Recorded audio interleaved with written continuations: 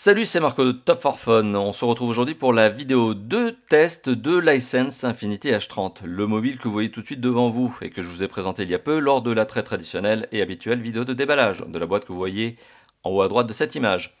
L'iSense Infinity H30, c'est un mobile qui est commercialisé au prix maximum conseillé de 259,99 €. Donc on va arrondir à 260 €, ça sera plus facile. Donc c'est un téléphone début de moyenne gamme, un mobile d'ailleurs qui, si vous voulez l'acheter, eh bien vous pouvez faire la bonne affaire si vous souhaitez acheter ce mobile en vous rendant sur notre comparateur de prix, le lien en commentaire, en annotation, en description de cette vidéo, comme toujours. L'iSense Infinity H30, c'est donc un mobile sympathique. On va le détailler tout au long de cette vidéo, puisque c'est bien la vidéo de test, et que chez Top for Fun, on va dans le détail. C'est un téléphone sympathique qui a de bonnes spécifications par rapport à son prix. Un prix, on va le dire, il est quand même bas ce prix, 260 € et moins, en fonction des bonnes affaires. Comparateur de prix, je le rappelle. C'est donc un mobile qui, eh bien, on va le voir tout au long de cette vidéo, donne plein de belles choses, offre plein de belles choses, et il y a aussi quelques petites concessions à faire. Minime, on est en train de parler d'un mobile moyen de gamme, on n'est pas en train de parler d'un haut de gamme ou ultra haut de gamme à 800 ou 1000 €. Ce téléphone, il est construit, petite parenthèse, par la marque iSense. Alors pour ceux qui ne le savent pas, mais iSense est un énorme, un massif constructeur de télé. C'est l'un des leaders mondiaux du téléviseur. Et depuis quelques années, eh bien, iSense est lancé dans le marché du smartphone. D'où ici l'Infinity H30 qui est l'un des derniers nés d'iSense en 2019. C'est l'un des plus sympathiques, best-of, balèzes mobiles de chez eux.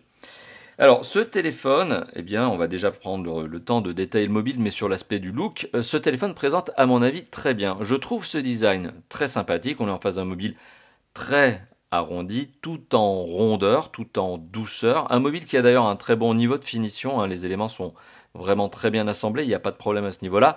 Peut-être un tout petit peu de souplesse au niveau du châssis, parce que ce châssis n'est pas en métal, mais il est en plastique.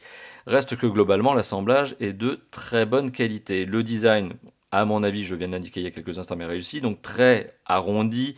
On a de l'arrondi tout autour de l'écran, forcément, parce que c'est un écran, on y reviendra, 19,5 neuvième, donc le ratio est déjà particulier, mais forcément, ce téléphone avec cet écran suppose de l'arrondi au niveau des bords, des coins de l'écran.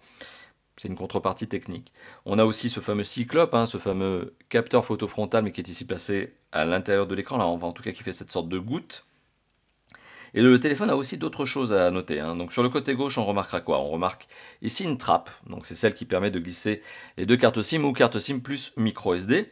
Un bouton qui est un bouton spécifique, un bouton raccourci que vous pouvez utiliser notamment, par exemple, vous allez le voir, pour lancer la dernière application qui a été lancée sur le téléphone. C'est paramétrable, vous pouvez en faire à peu près ce que vous voulez. Ça, c'est le côté gauche du mobile. Sur le dessus du mobile, on retrouve une entrée micro secondaire. Sur le côté droit du mobile, on retrouve le bouton on-off, le bouton de contrôle de volume plus-moins. Et en dessous du mobile, on retrouve la grille du haut-parleur, mais on retrouve également le connecteur micro USB et on retrouve aussi l'entrée micro primaire et le mini jack. On retrouve au dos du mobile, alors ce dos sur lequel on va aussi s'attarder, mais on retrouve au dos de ce mobile le capteur d'empreinte digitale, qui marche très bien d'ailleurs, rien à redire dessus.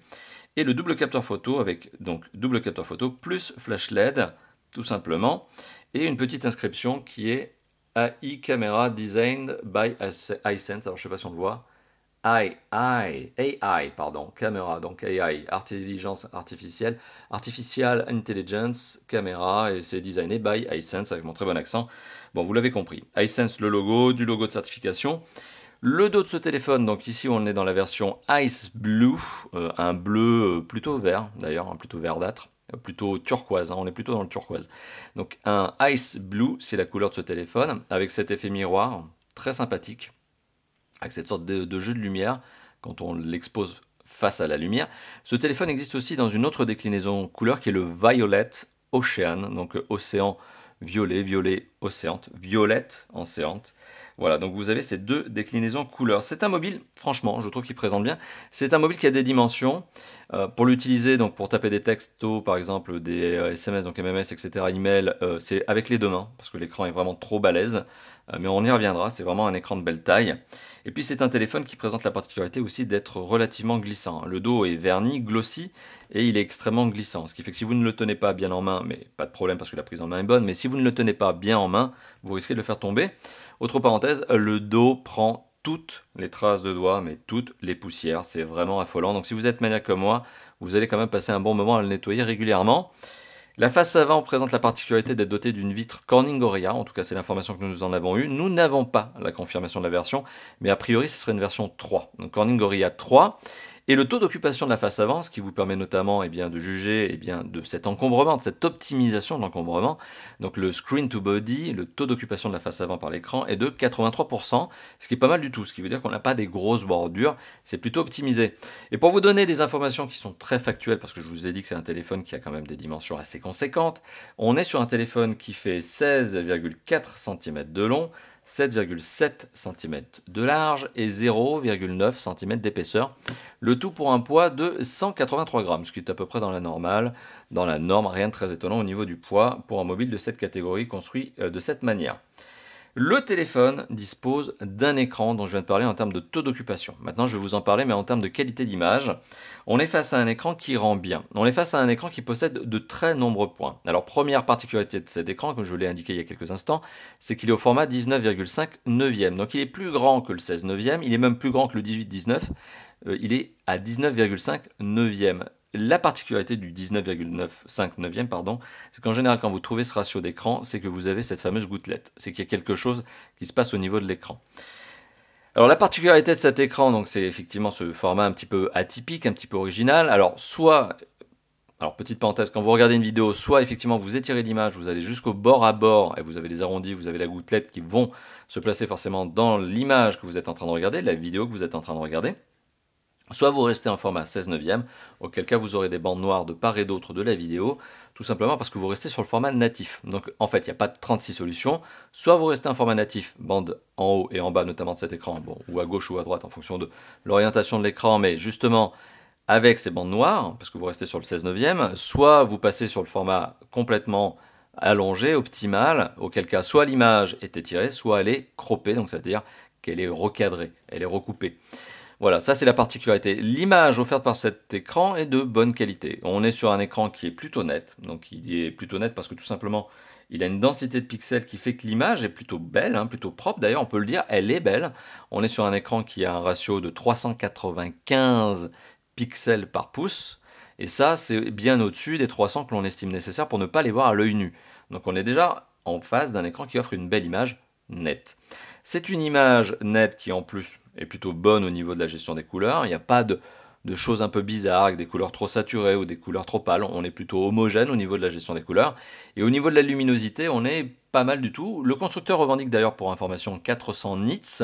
Et bien pour ma part, moi avec mes propres outils de test, j'ai trouvé 480. Donc ce qui est quand même une bonne note. Ça veut dire que le constructeur est un petit peu plus timide en fait que la réalité. Et on a un écran qui donne une bonne luminosité. 480 nits, bien, c'est une bonne luminosité si notamment vous voulez voir votre écran, vous utilisez votre téléphone tout simplement avec la lumière du soleil. Imaginons une situation où vous avez beaucoup de lumière du soleil.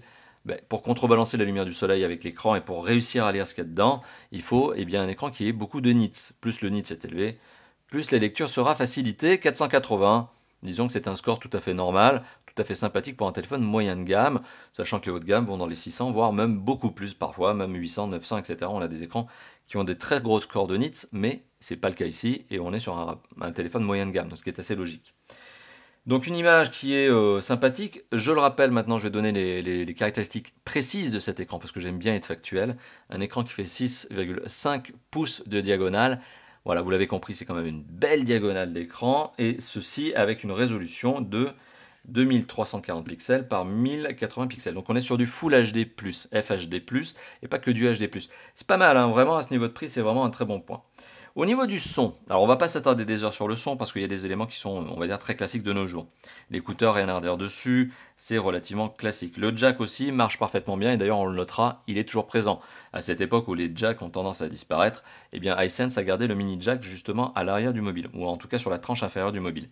Et on a ici le haut-parleur. Alors le haut-parleur offre quant à lui un son de bonne qualité, puissant et qui reste globalement clair même quand on le met à son maximum. Et il sort jusqu'à 120 décibels à la sortie, 90 quand on s'éloigne à une trentaine de centimètres. Donc c'est un son puissant qui reste relativement clair, qui certes peut manquer de coffre, c'est-à-dire qu'il ne va pas porter très loin, mais c'est logique, c'est un haut-parleur de téléphone, et c'est un son quand même tout à fait sympathique. Donc le haut-parleur donne un son qui est tout à fait correct. Donc image et son, bon point. Pour ce qui est des performances de ce téléphone, alors, je vais faire une petite parenthèse. Ce téléphone offre des performances assez sympathique. Et je vais même vous donner un petit référentiel. Ce téléphone offre un score de 131 500 points, ou en tout cas obtient un score de 131 500 points sur Antutu V7. C'est un score qui est bien tout à fait correct pour un téléphone moyen de gamme de 2019.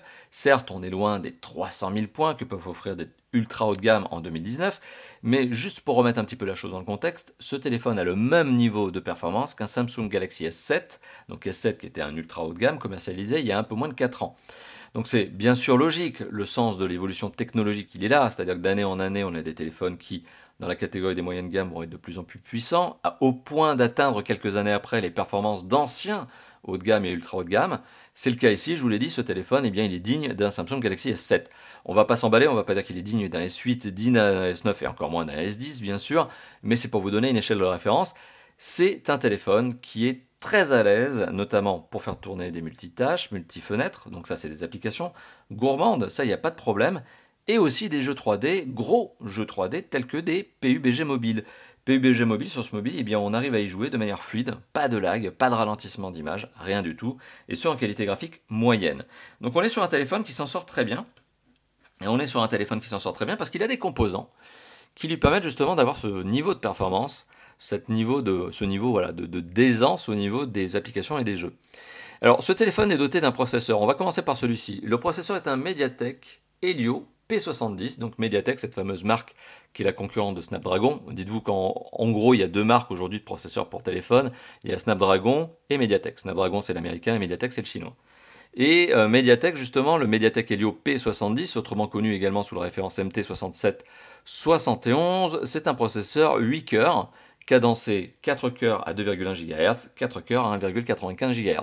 Alors ça veut peut-être pas dire grand chose comme ça pour vous, ni d'ailleurs pour moi, parce que bon, ça parle vraiment aux connaisseurs, mais c'est un processeur qui est à l'aise, pas de souci là-dessus, qui est accompagné par un processeur graphique qui est un Mali G73, je vais y arriver, donc c'est Mali G73 MP3. Et c'est d'ailleurs ce processeur graphique qui permet, on le voit ici, à ce téléphone d'être à l'aise en gros jeu 3D. C'est grâce à ce couple d'éléments que ce téléphone se sent très à l'aise.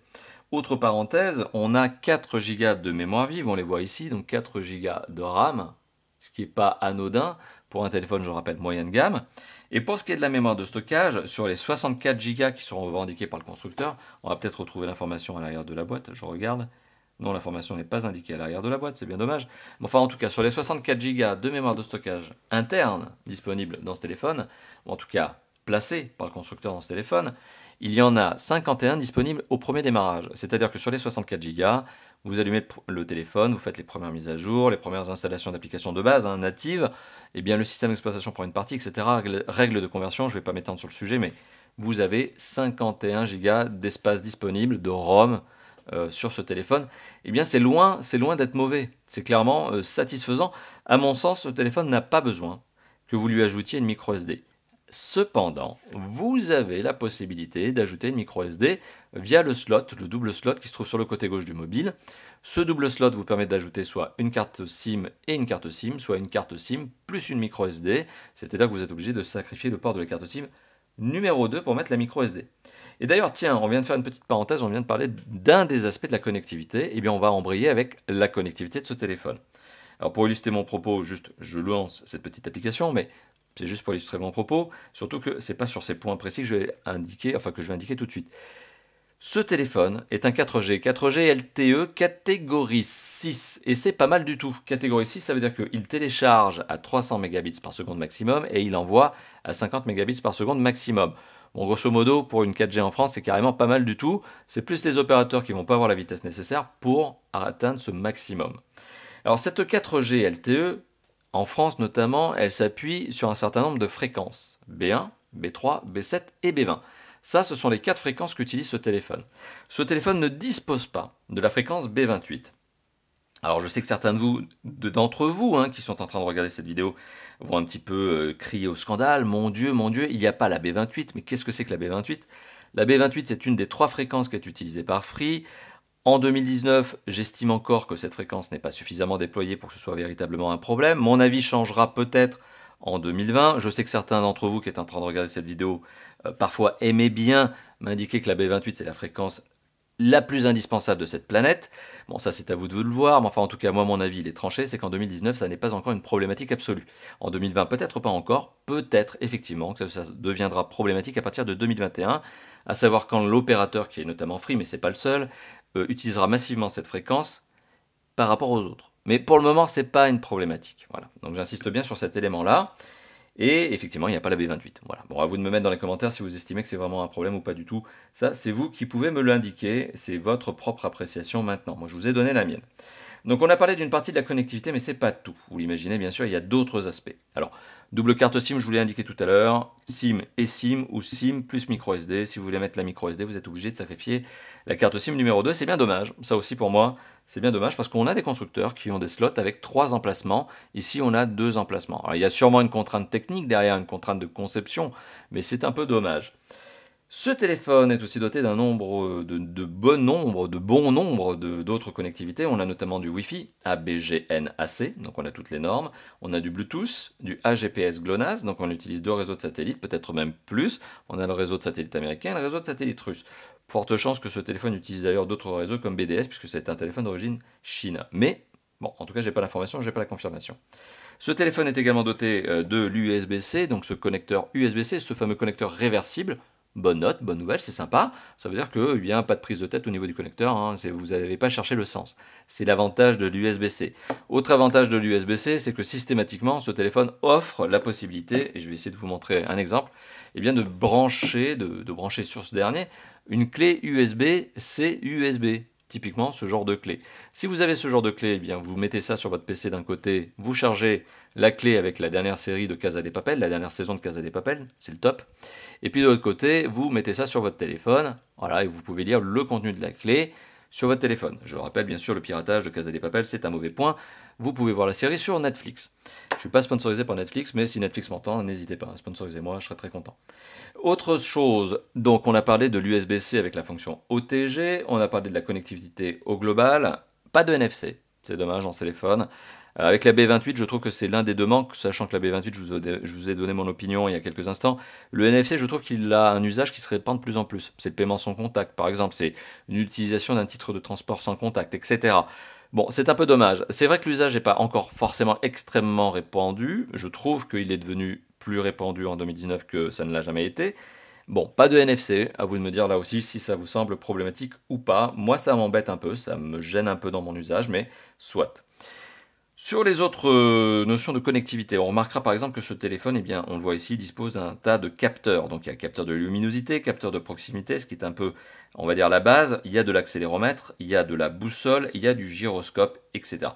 Donc c'est un téléphone que vous pouvez utiliser pour faire de la réalité augmentée, de la réalité virtuelle.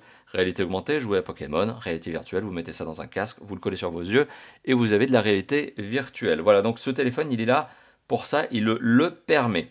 Deux autres aspects en termes de capteurs. Il y a le capteur d'empreinte digitale dont je vous ai parlé tout à l'heure lorsque je vous ai fait le tour du design du téléphone. C'est un bon capteur, il marche bien, il est efficace. Franchement, pas de critique là-dessus, il est même plus efficace qu'un certain nombre de capteurs que j'ai testés sur d'autres téléphones. Donc bon point.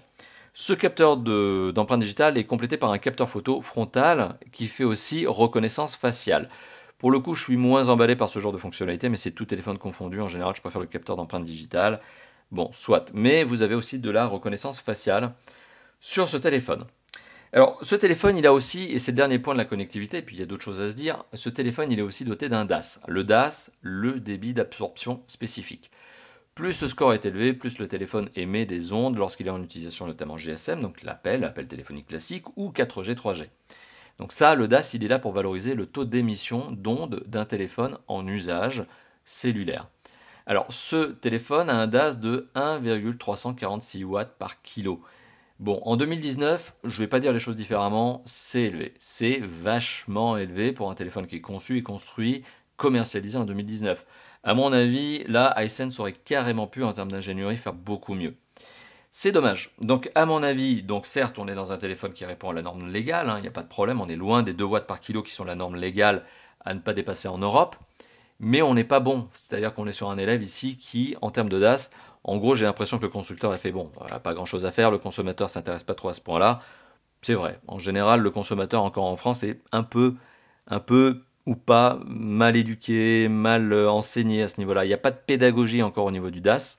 Bon, moi je suis très vigilant là-dessus, vous le savez, si vous regardez les vidéos de Top for Fun depuis déjà plusieurs années, hein, vous savez que je suis très vigilant sur cette notion de DAS, principe de précaution, hein, c'est mon côté maniaque sur le sujet. Bon, là on a un DAS qui est élevé. À vous de me dire aussi dans les commentaires si vous estimez que c'est grave ou pas grave, ça c'est vous qui le savez, ça c'est vous qui le décidez. Moi j'ai aussi un avis très arrêté sur le sujet. On a fait le tour de la connectivité, maintenant on va faire le tour du système d'exploitation. Alors le système d'exploitation, vous le voyez, il est, il est connu, c'est de l'Android, bah, c'est normal, on est sur un téléphone autre qu'un iPhone. Aujourd'hui il n'y a pas 36 solutions, hein, il n'y a pas 36 systèmes d'exploitation. iPhone avec iOS, le reste c'est de l'Android. Eh bien on a ici un Android, un petit peu designé, un petit peu customisé au niveau du design. On a un Android dont on va essayer de trouver la version, qui est, allez, on va voir ça ici, à propos du téléphone. On va voir ici, hein, voilà, on le voit. C'est un Android qui est un Android 9.0. Je vais faire un petit zoom dessus, voilà, version d'Android 9. Donc c'est la version Pie d'Android. Donc c'est un système d'exploitation qui est sympa, puisque, à mon sens, c'est une version extrêmement mature. Déjà depuis Android 7.0, on était déjà très bien. 9.0, on était même très très bien à partir de la 5. On est sur un système qui est complet, mature, qui dispose de tout un tas de fonctionnalités avancées. À mon avis, plus on avance dans la version d'Android 9, 0 par rapport à 8, etc. et bientôt 10, plus on sent en fait qu'ils sont en train d'ajouter des petites fonctionnalités, mais ils ne savent pas quoi rajouter parce que en fait on est déjà au top. Et donc on est à 9.0 qui présente la particularité de très très bien gérer notamment le multitâche, multifenêtre, de gérer la mémoire interne et la mémoire micro SD, de fusionner les deux. Enfin on a cet avantage là sur ce téléphone ici, c'est vraiment un bon point. Du fond d'écran un petit peu ajouté par justement iSense, deux applications. Il y a une application qui s'appelle, hop, on va la revoir ici, gestionnaire de mobile, et qui permet notamment d'avoir un gestionnaire de batterie, un mode économie d'énergie, d'avoir un gestionnaire d'autorisation, notamment des applications que vous avez installées, et même un désinstalleur, je ne sais pas comment on peut dire, d'applications, mais en bloc, en groupe. C'est-à-dire que si vous avez 5 ou 6 applications à désinstaller d'un coup, vous n'êtes pas obligé d'aller sur chacune des applications et de dire désinstaller. Non, vous avez un truc qui vous permet de désinstaller plusieurs applications d'un coup. Ça, c'est une particularité, c'est un des points justement de ce téléphone. Autre point de ce téléphone, autre chose qui a été ajoutée par ce téléphone. Alors, radio FM, d'ailleurs, je me rends compte que je ne vous ai pas indiqué en termes de connectivité que vous avez la possibilité d'avoir une radio FM. Je le montre maintenant, mais pour bénéficier de la radio FM, il faut brancher un kit piéton. Kit piéton qui est fourni avec le téléphone. Vous avez aussi la notice d'utilisation. Ça plaira à certains. Notice d'utilisation qui est un guide d'utilisateur qui est en format PDF, hein, directement imbriqué dans le téléphone. Et vous avez justement comment utiliser le téléphone. Voilà, donc c'est un format PDF, hein, lisible sur l'écran de votre mobile. Vous ne savez pas comment l'utiliser, vous cherchez une fonctionnalité en particulier, ben voilà, c'est là. C'est pas bête. En soi, c'est pas bête parce que certains d'entre vous ne sont pas des utilisateurs avertis et experts en matière d'Android. Ben là, vous avez un PDF qui vous permet d'avoir les bons petits usages offerts par ce téléphone. Voilà, donc on a fait le tour du système d'exploitation. Vous voyez, c'est relativement rapide puisqu'on est sur un Android aujourd'hui. Enfin, globalement, tout le monde connaît Android. Après, on est plus ou moins expert, comme je le disais il y a quelques instants, en usage d'Android, mais globalement, aujourd'hui, Android, c'est hyper instinctif. C'est vrai qu'on est de moins en moins souvent primo-accédant, primo-utilisateur d'Android. En général, on a déjà une bonne première prise en main, une petite appréciation utile de ce qu'est un système d'exploitation tactile. On a parlé d'un certain nombre de points, on va s'attarder maintenant sur deux autres aspects qui sont des aspects d'usage. Alors je ne vais pas m'attarder sur le fait que ce téléphone est un téléphone, bien sûr, qui peut appeler, qui peut envoyer des SMS, qui peut lire des emails, qui peut lire Internet, qui peut lire des vidéos et des MP3. Forcément c'est un smartphone, et c'est un smartphone moderne au sens du terme, c'est-à-dire qu'il est capable de faire tout ce qu'on attend d'un smartphone. Bon, donc je ne vais pas m'attarder là-dessus. Comme je vous l'ai dit tout à l'heure, c'est aussi un smartphone qui est capable de faire du jeu 3D. Donc là aussi, pas grand-chose à dire. D'ailleurs, il fait du jeu 3D en bonne qualité graphique, hein, PUBG qualité graphique moyenne, fluidité d'image, rien à redire dessus. Donc c'est aussi quelque part presque, alors j'allais dire ça, mais un mobile de gamer, donc c'est pas un mobile d'ultra gamer, c'est pas un monstre de puissance, mais c'est un mobile avec lequel on peut quand même faire des très très bons jeux, des très bonnes sessions de jeu. À côté de ça, il y a deux usages aujourd'hui en termes de téléphone qui permettent de faire la distinction entre un bon et un mauvais mobile. Un mobile, on va dire, sympathique et évolué, et un mobile un peu plus entrée de gamme. Alors ici, on est sur un téléphone moyen de gamme qui dispose d'un double capteur photo dorsal. Donc la qualité photo, c'est un de ces deux aspects. On est sur un 16 mégapixels plus un 2 mégapixels. Le 2 mégapixels n'a aucun autre intérêt que de permettre de gérer l'effet bokeh, c'est-à-dire la profondeur de champ, du flou derrière, du net devant. Et ce téléphone a un capteur photo qui est extrêmement rapide et réactif. Je ne vais pas m'étendre sur la multitude de réglages dont vous pouvez bénéficier avec ce téléphone. Bien évidemment, comme tous les téléphones, vous avez un mode beauté maintenant, vous avez des modes qui vous permettent de gérer un certain nombre d'aspects, notamment les ISO, etc., etc. Je ne m'attarde pas là-dessus. Ça, c'est lié à l'application photo. Si l'application de base ne vous plaît pas, vous pouvez en télécharger une dans le Play Store. C'est pas là le problème. Ce qui est intéressant à savoir, c'est si le matériel est bien géré et si le matériel est bonne qualité. Double capteur photo, 16 plus 2 mégapixels, ça marche très bien. C'est rapide, c'est efficace. Il y a le mode Face Recognition, hein, vous le voyez, hein, donc on reconnaît la face avant justement de cette figurine avec son smile. Voilà, ça prend vite, vous l'avez vu, c'est efficace, bingo.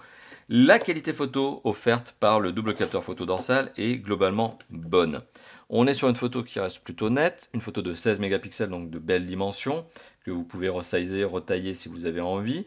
La gestion des couleurs des ISO est plutôt bonne, vraiment pas de problème là-dessus. La qualité photo est donc globalement intéressante. Voilà, je dis ça parce que on reste quand même sur un téléphone moyen de gamme, donc on n'a pas l'effet bluffant de certains téléphones haut de gamme qui ont 3-4 capteurs photo, qui ont un capteur spécifique grand angle, un autre spécifique portrait, etc. Non, c'est pas le but ici, mais on a un double capteur qui fait bien le boulot et rapide. Voilà, donc on a un bon résultat à ce niveau-là. Le capteur photo frontal, qui est un peu l'élément waouh au niveau des specs, c'est un 20 mégapixels. Coucou la caméra, vous voyez une partie du setup, etc. Ce 20 mégapixels, bonne gestion des ISO, bonne gestion des couleurs. 20 mégapixels, ça représente quand même une photo de grande dimension.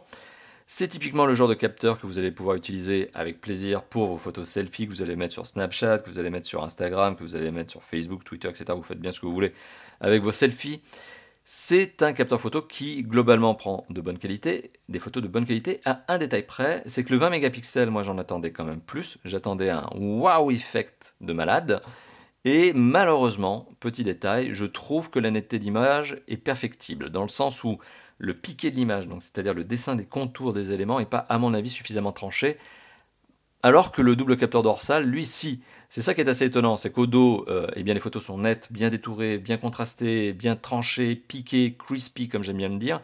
La face avant, donc le capteur photo frontal, offre des photos qui sont un peu moins nettes. En fait, c'est pas vraiment un sentiment de netteté qui manque, c'est vraiment un sentiment de contour des photos. Il manque cet aspect piqué. Voilà, c'est le piqué d'une photo, je ne peux pas vous le dire autrement. Et c'est vrai que sur le capteur photo frontal, j'attendais quand même plus parce que l'aspect était quand même bluffante. Et c'est vrai que finalement, je suis resté un petit peu sur ma faim, même si globalement, hein, j'insiste, le selfie que vous prendrez restera un bon selfie, un selfie de bonne qualité. Par contre, il y a quand même une distance, attention, il y a une distance minimale entre le capteur photo et votre visage, par exemple. Si vous prenez un selfie, essayez pas de faire des selfies à 30 cm de votre visage. Déjà, ça risque d'être un peu trop zoomé, et deuxièmement, ça va donner du flou. Donc il faut vraiment avoir une distance minimale qui est à peu près le bras tendu par rapport à votre visage. C'est à peu près l'usage standard qu'on a quand on prend une photo selfie, hein. Voilà, c'est à peu près la longueur du bras, c'est-à-dire à peu près 1 mètre. Voilà. Ça, c'était pour la qualité photo. Donc on a un téléphone qui, en termes de qualité photo, se débrouille bien. On a aussi ici un téléphone qui, en termes d'autonomie, se débrouille très bien. On a une batterie de 4530 mAh, qui est une batterie qui se trouve donc ici à l'intérieur du téléphone. Un dos qui n'est pas extractible. Vous ne pouvez pas enlever le dos, vous ne pouvez pas extraire la batterie, donc la batterie est non extractible. C'est une batterie figée. C'est un téléphone, comme on appelle en anglais, on dit ça unibody, monobloc en français. Donc c'est un peu dommage parce qu'effectivement si la batterie au bout d'un moment se fatigue, c'est-à-dire 2 ans, 3 ans, la batterie se fatigue, j'imagine mal que vous démontiez le téléphone. Certains d'entre vous sont suffisamment doués pour ça, je le sais, mais moi par exemple je ne le fais jamais. Je sais que en général quand je démonte un téléphone pour changer une batterie, ça finit en petites pièces, hein, je le casse, j'y arrive jamais. Je ne sais pas faire les choses, je ne suis pas suffisamment habile, contrairement à certains d'entre vous et contrairement au centre de réparation à qui je laisse faire ce travail. Ici, on est donc sur une batterie non extractible. Est-ce que c'est grave ou pas grave? C'est pas très grave, docteur, parce qu'aujourd'hui, finalement, c'est un peu une tendance marché, on a l'habitude.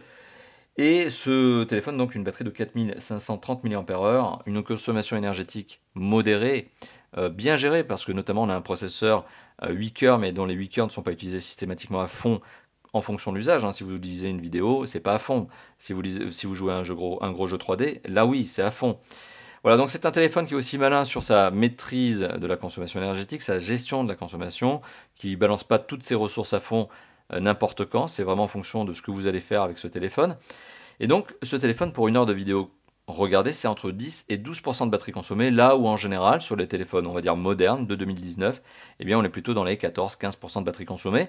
C'est un téléphone qui tient facilement une journée avant d'être rechargé, c'est un téléphone qui, même dans certaines conditions, peut atteindre les 2 jours avant d'être rechargé. Donc voilà, bon point, l'autonomie de ce téléphone, eh bien, bonne autonomie, bravo à Hisense pour le coup. Voilà, donc il est temps d'arriver à la conclusion de cette vidéo et de vous dire ce que je pense de ce mobile. Vous l'avez compris, tout au long de cette vidéo, je vous ai donné beaucoup de bons points. Parce que ce téléphone, effectivement, pour son prix, donne ou dispose de beaucoup de bons points. Donc c'est quand même déjà un premier élément intéressant. On est ici face à un téléphone qui vaut moins de 260 €, comparateur de prix, je le rappelle, pour faire la bonne affaire. Et ce téléphone offre de belles spécifications, un design sympathique, etc. Donc je ne vais pas redétailler tout ça, je vous relaisse regarder la partie précédente de la vidéo, mais on est sur un téléphone qui se défend très bien. On est sur un téléphone qui dispose cependant de petites faiblesses, notamment le DAS, à mon avis, qui est trop élevé, l'absence de B28 qui pourra en agacer certains, moi personnellement ça ne me choque pas, mais enfin soit, à vous de me dire dans les commentaires ce que vous en pensez, et le NFC qui est manquant. Voilà, donc c'est ces 3 aspects liés à la connectivité qui, à mon sens, sont un petit peu dommages. Et puis bah voilà, finalement, il n'y a pas de grosse critique à faire à ce niveau, sur ce téléphone. Il y a quand même un point, qui n'est pas un point faible du téléphone lui-même, mais qui est un point faible lié, et là vous allez le comprendre, au marché.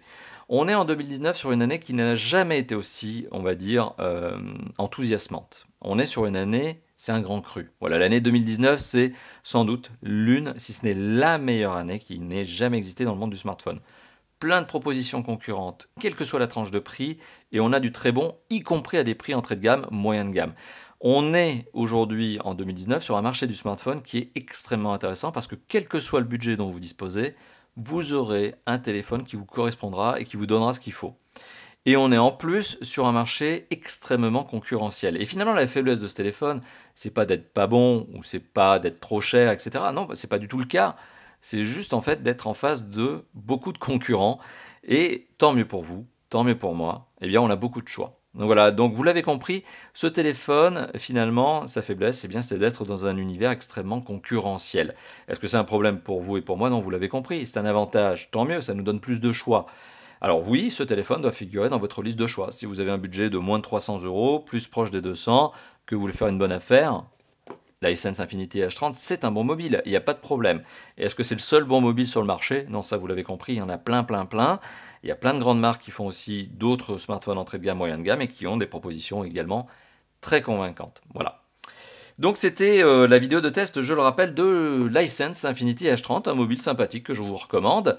Merci d'avoir vu cette vidéo, je n'ai pas grand chose à dire, hein, vous l'avez compris, merci d'avoir vu cette vidéo. Donc si vous voulez interagir avec nous, faites-nous plaisir, faites-moi plaisir, hein, et bien lâchez-vous dans la zone de commentaires, c'est juste en dessous de la vidéo. Si la vidéo vous a plu, vous le savez, c'est un petit pouce bleu. Ah non, hop là, c'est comme ça le pouce bleu, hein, c'est pas comme ça. Hein. C'est un petit pouce bleu qui se trouve juste en dessous de la vidéo. Bah, vous cliquez dessus, et bien c'est le pouce bleu du bonheur. Hein. Ça veut tout simplement dire que vous avez aimé la vidéo et que vous avez envie que je fasse d'autres tests, parce que c'est toujours encourageant hein, finalement. Tout comme les commentaires, hein, lâchez-vous dans la zone de commentaires, ça fait également plaisir. Et puis n'hésitez pas aussi à vous abonner à la chaîne YouTube. Hein. La chaîne YouTube, c'est un bouton qui s'appelle +1 abonnement qui est tout en bas de la vidéo. Vous cliquez dessus, vous êtes abonné à la meilleure chaîne high-tech de smartphone, FR, etc., etc. Enfin bon, on peut dire plein de choses comme ça, mais voilà, vous êtes abonné à la chaîne de Top 4 Phone, c'est pas moi qui le dis, hein, la meilleure chaîne, tout ça c'est vous. Et bien voilà, j'ai rien d'autre à dire. Voilà, c'est la chaîne du bonheur, le pouce bleu du bonheur, le commentaire du bonheur. Encore une fois de plus, je me répète, merci d'avoir vu cette vidéo et on se dit à très bientôt. Hein. À très bientôt pour d'autres tests, d'autres déballages, d'autres vlogs, d'autres interviews, parce qu'il y en a toujours, etc., etc., comme d'habitude chez Top 4 Phone. Allez, on se laisse là-dessus et on se dit à bientôt. Ciao, ciao.